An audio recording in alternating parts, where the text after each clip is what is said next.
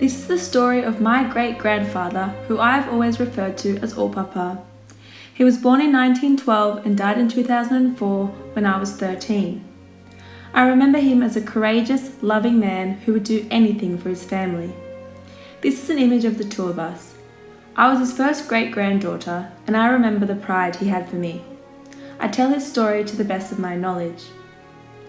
My Opapa was born in Germany in a small town called Endersbach, right near Stuttgart. He grew up here and then trained to be a police officer in the early years of his life. When Adolf Hitler came into power in 1933, things changed rapidly for my Opapa. The first massive change happened when he was summoned to work in Berlin as a police officer in 1936. Hitler had won the right to host the Berlin Olympics, or the Nazi Olympics as many called it. The Nazis were in power and the world was readying for war.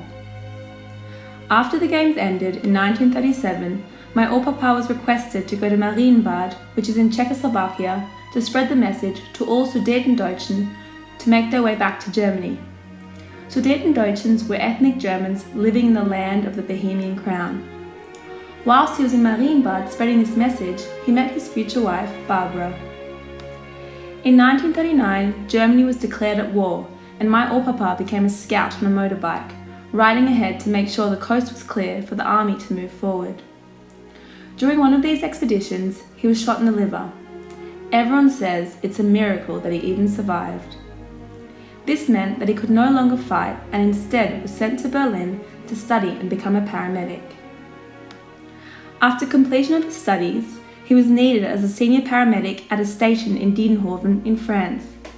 By now he had 2 children, my Omi and Wolfgang, and his wife, who he took with him. In 1944, the station was shut down, and Barbara, Omi and Wolfgang had to leave. The safest option for them was to go back to Marienbad. My Opapa had to stay in Diedenhoven with the rest of his troop. He stayed here until he was captured by the American troops who sent him to prison in France. Because he was a paramedic, he was in high demand and in need in Germany. Therefore, he received a special passport and was swapped with another paramedic the Germans had held as hostage. After his release from prison, he managed to steal a bike and ride from Czechoslovakia to the German border, where he met his uncle, who smuggled him over the border and helped him to Marienbad to meet his wife and kids.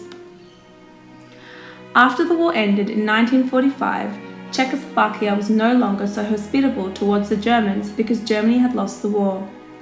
However, the Americans came to their aid and decided to help mothers with children flee back to Germany. Luck was on my Opapa's side, and because he was a paramedic, he was the only man accepted onto the truck and was allowed to travel back to Germany with his family. Everyone was crammed in the back of the truck, and after 2 days, they ended up in Pilsen in Hungary. They waited here to be eventually picked up by a train travelling to Germany. This train was dropping all refugees to East Germany. My Opapa, however, had family in Stuttgart and wanted to go there. On the train, he was constantly aiding the sick and never in the same compartment as Barbara, Omi and Wolfgang.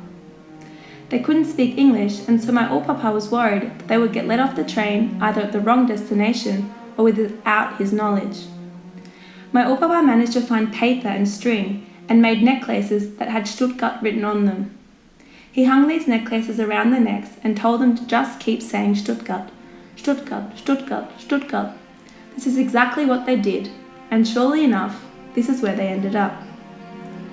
After the war ended, Opapa went back to the police force and the kids started going to school. At school, the children received daily food from the Red Cross. My Omi says the best thing ever were jack potatoes with sardines and the delicious soup. It was fatty food and she was quickly able to put on weight. My Opapa lived to 91, going for a walk every day until his last breath. His traditions still run in our family, and every Christmas we cut an apple and we all have to eat a small slice.